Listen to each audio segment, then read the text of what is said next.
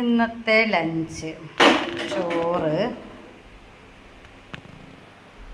കയ്പ്പക്ക ഉപ്പേരി, soybean fry, soya ചങ്ക് fry, മാങ്ങ അച്ചാർ, പിന്നെ നമ്മുടെ പച്ചമാങ്ങ രസം.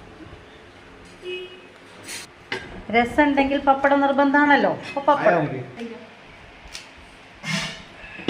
അപ്പോൾ നമുക്ക് കഴിച്ചാലോ.